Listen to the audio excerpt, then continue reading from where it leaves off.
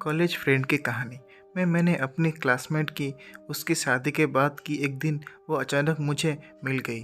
तो बात हुई, दोबारा दोस्ती हुई, बात आगे बढ़ी। पहले मैं अपने बारे में बताना चाहता हूँ।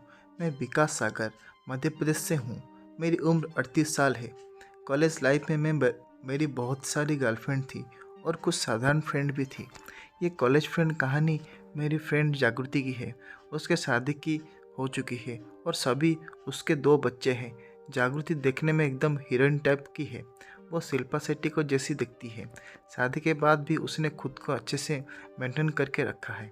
पर शादी के बाद सभी संपर्क खत्म हो गए थे। मिलना जुलना भी बंद हो गया था। उस समय मोबाइल चलते नहीं थे, तो बात करना कोई साधन नहीं था। मैं सागर में ही रहता था और एक फाइनेंस कंपनी में जॉब करता हूँ। मेरा फील्ड पर आना जाना लगा रहता है। ऐसे ही एक दिन मैं फील्ड पर जाने के लिए निकला तो बस स्टैंड पे चाय पीने रुक गया। उधर देखा तो जागृति वहीं एक बेंच पर बैठी थी। उसके साथ में उसकी मम्मी भी थी।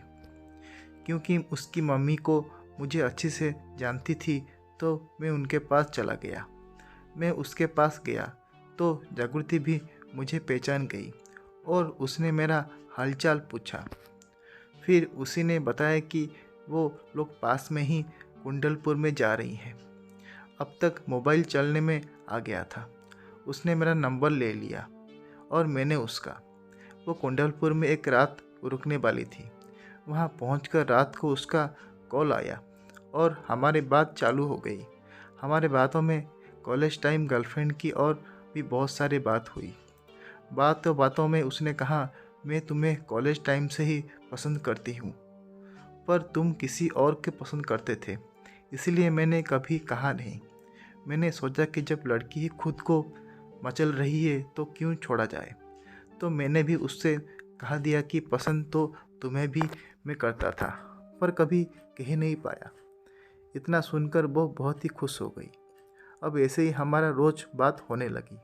हम रात में फ़ोन भी करते थे। वो भी अब पूरी तरह से खुल चुकी थी। आगे दोनों तरफ से लग चुकी थी।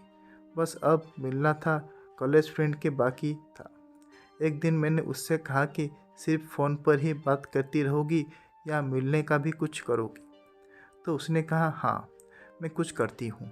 फिर कुछ देर के बाद उसका कॉल आया और उसने कहा, तुम्हें मुझे लेने आना पड़ेगा और छोड़ने का भी तुम्ही को इंतज़ाम करना पड़ेगा।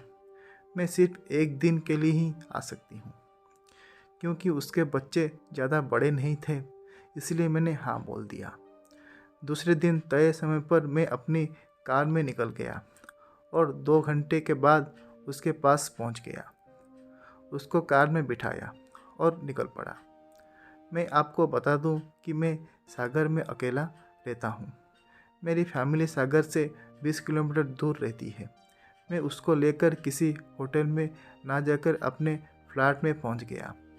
रूम पर पहुँचते ही मैंने उसे अपनी गोद में उठा लिया और ज़ोर से गले लगा लिया।